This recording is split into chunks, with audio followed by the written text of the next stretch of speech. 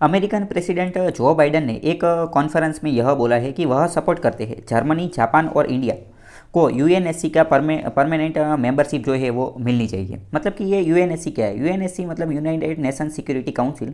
उसके अंदर अभी 5 परमानेंट मेंबर है, 5 परमानेंट मेंबर। लेकिन कुछ देश ऐसे हैं जी4 कंट्रीज 4 देश ऐसे हैं जो ऐसा बोल रहे हैं कि यूनाइटेड नेशन सिक्योरिटी काउंसिल है, इसके अंदर जो परमानेंट मेंबर जो 5 है उसकी संख्या बढ़ानी चाहिए। भारत भी उनमें से एक है। तो बाइडन अमेरिकन प्रेसिडेंट है, वो बोल रहे हैं कि भाई जर्मनी, जापान और इंडिया, यह 3 ऐसे देश है कि उनको भी परमानेंट मेंबर के अंदर जो है वो ऐड करना चाहिए। मतलब कि अभी 5 है तो इन तीनों को ऐड कर देंगे तो परमानेंट मेंबर जो है वो 8 हो जाएंगे। अगर इन सभी की बात करें तो जी4 नाम का एक ग्रुप है। जी4 नाम का ग्रुप है ऐसा बोल रहे हैं कि हम 4 देश जो है वो परस्पर आपस में जो है एक दूसरे का सहयोग करेंगे, सपोर्ट करेंगे यूएनएससी के अंदर परमानेंट सीट जो है वो प्राप्त करने के लिए। और यह 4 देश कौन से हैं? यह जो 4 देश है जर्मनी, ब्राज़ील, जापान और इंडिया। तो अभी जो बाइडन ने जो सपोर्ट दिखाया है वो तो जापान, इंडिया और जर्मनी के लिए ही दिखाया है, ब्राज़ील के लिए नहीं दिखाया है। ब्राज़ील के लिए नहीं दिखाया है, इसका एक कारण ये भी है कि ब्राज़ील जो है, ब्राज़ील वो अमेरिका का पड़ोसी है, उसके पास में ही रहता है। तो उसको वो अमेरिका ऐसा कभी नहीं चाहेगा कि उसके पास वाला जो है वो वीटो पावर जो है वो प्राप्त कर ले। अगर इन 4 देशों की बात करें तो यह 4 देश वो यूनाइटेड नेशन सिक्योरिटी काउंसिल में परमानेंट मेंबरशिप मांग रहे हैं। लेकिन अगर इन सब के अंदर सबसे ज़्यादा अगर किसी की हैसियत है या फिर अगर सबसे ज़्यादा कोई पावरफुल कंट्री या फिर जिसको देना ही चाहिए परमानेंट मेंबरशिप, तो वह है इंडिया। क्यों? क्योंकि इंडिया का एक तो रिच हेरिटेज है, भारत के पास पॉपुलेशन भी है और हिस्टोरिकल तरीके से, हिस्टोरिकल पर्सपेक्टिव से देखें तो इंडिया ही सबसे सूटेबल होता है। दूसरी बात यहाँ पर समझते हैं कि इंडिया जो है उसके बहुत ही कम विरोध नोंधाने वाले हैं। क्योंकि अगर भारत का जो है, भारत की अगर बात करें तो सिर्फ 3-4 ही ऐसे देश है जो भारत के यूनाइटेड नेशन सिक्योरिटी काउंसिल में परमानेंट मेंबरशिप मिलनी चाहिए, उसका जो विरोध, उसका जो प्रोटेस्ट करने वाले जो कंट्रीज है वो सिर्फ 2-3 ही। एक तो है चाइना, एक तो है पाकिस्तान।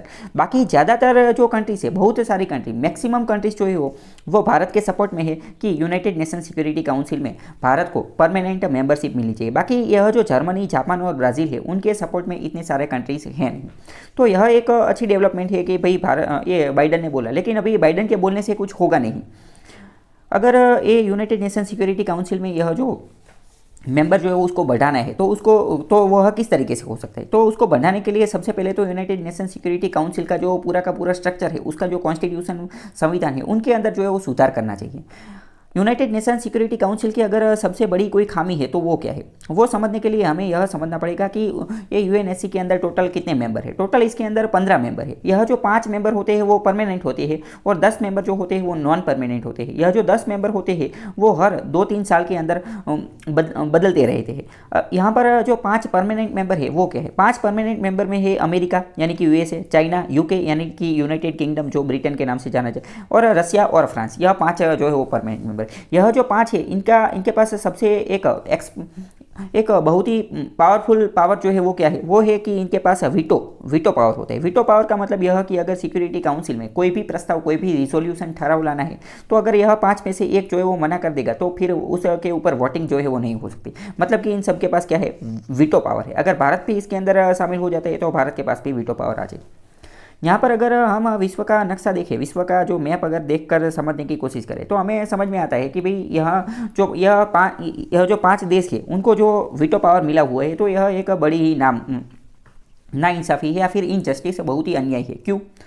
क्योंकि अगर यूएनएससी का सबसे बड़ा कोई फॉल्ट या फिर सबसे बड़ी जो खामी है तो वह यही है कि यूनाइटेड नेशंस के सिक्योरिटी काउंसिल के जो 5 मेंबर है उसका जो डिस्ट्रीब्यूशन है वो अनइक्वल है। क्यों? क्योंकि अगर देखने की कोशिश करें तो यूरोप जो है, यूरोप यह छोटा सा कॉन्टिनेंट है एशिया और अफ्रीका के मुकाबले।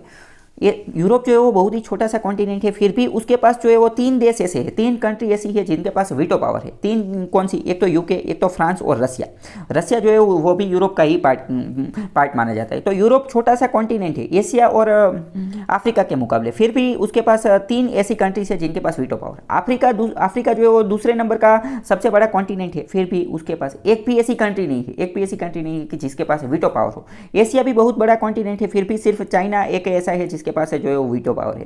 तो यही सबसे बड़ी जो इसकी खामी है वो यही है कि भाई अफ्रीका के पास बहुत सेकंड नंबर का कॉन्टिनेंट है, फिर भी ये वीटो पावर नहीं है। और यूरोप जो है वो बहुत छोटा सा है, फिर भी जो है वो क्या है कि 3 वीटो पावर लेके बैठा है। तो यही उसकी सबसे बड़ी जो है वो एडमिनिस्ट्रेटिव खामी जो है और उसका सबसे ज़्यादा जो विरोध है वो भी इसी वजह से जो होता रहता है। यहाँ पर हमने G4 ग्रुप के बारे में जान लिया कि G4 ये ऐसे देशों का ऐसी कंट्रीज़ का ग्रुप है जो सपोर्ट करते हैं एक दूसरे को, आपस में सपोर्ट करते हैं यूनाइटेड नेशन सिक्योरिटी काउंसिल की जो परमानेंट सीट है उसके लिए। तो इसके रिगार्डिंग एक क्वेश्चन है वो हम देखते हैं कि G4 Nations are 4 country. G4 nation 4 देश है जो सपोर्ट करते हैं ईच अदर, एक दूसरे को परमानेंट सीट प्राप्त करने के लिए यूनाइटेड नेशन सिक्योरिटी काउंसिल में। दूसरा स्टेटमेंट है G4 नेशन जो है उसके अंदर ब्राज़ील, साउथ अफ्रीका, इंडिया और जापान, यह 4 देश है। तो क्वेश्चन पूछा गया है कि which of the following is incorrect. यहाँ पर आपको खास ध्यान रखना है, आप एग्जाम भी दे रहे हैं तो इनकरेक्ट है। सबसे पहले तो इसके ऊपर गोल राउंड करें या फिर इसके नीचे अंडरलाइन करें। क्वेश्चन क्या पूछा गया है, इनकरेक्ट। तो इस तरीके से जवाब, इसका जो जवाब है यह बी आएगा। क्यों? क्योंकि बी जो है वो इनकरेक्ट है, पहला जो है वो तो सही है क्योंकि G4 है वो ब्राज़ील, साउथ अफ्रीका, इंडिया और जापान नहीं है। G4 क्या है वो अभी हमने आपको बता दिया। अभी यहाँ पर दूसरी एक बात करते हैं कि G4 कंट्रीज़ के ऊपर आपको क्वेश्चन पूछा जा सकता है। G4 का विरोध करने के लिए भी एक ग्रुप जो बनाया गया है उसे बोलते हैं कॉफ़ी क्लब। कॉफ़ी क्लब के ऊपर एक बार यूपीएससी में क्वेश्चन पूछा गया है, दूसरी बार भी पूछ लेंगे, स्टेट पीसीएस में भी पूछ लेंगे कि भाई कॉफ़ी क्लब क्या है। कॉफ़ी क्लब एक ऐसे देशों का ग्रुप है, यहाँ इसमें कितने देश है तो यहाँ पर आप देख सकते हैं इतने देश है। तो यह एक ऐसे देशों का ग्रुप है जो ऐसा बोल रहे हैं कि UNSC, United nation security council है उसका विस्तरण नहीं होना चाहिए, यानी कि उसका एक्सपांसन नहीं होना चाहिए। मतलब कि यूएनएससी में अभी 5 देश है तो 5 से ज़्यादा कंट्री जो है उसके अंदर ऐड नहीं होनी चाहिए। अभी भारत और ये जो G4 मतलब कि G4 के विरुद्ध में यह काम कर रहे हैं। G4 लोग क्या बोल रहे हैं कि भाई इसका एक्सपांसन होना चाहिए यूएनएससी का और नए देश जो है उसके अंदर ऐड होने चाहिए, जबकि कॉफ़ी क्लब बोल रहे हैं कि नहीं नहीं नहीं होना चाहिए, उसका एक्सपांसन नहीं हो। कॉफ़ी क्लब का ही दूसरा नाम है यूनाइटिंग फॉर कॉन्सेंसस, मतलब कि अभी यूएनएससी में 5 देश है तो उसका एक्सपांसन नहीं होना चाहिए और दूसरे देशों को उसके अंदर जो है वो ऐड नहीं करना चाहिए। तो यह पूरा का पूरा टॉपिक था, अलग अलग तरीके से आपको क्वेश्चन जो है वो पूछा जा सकता है।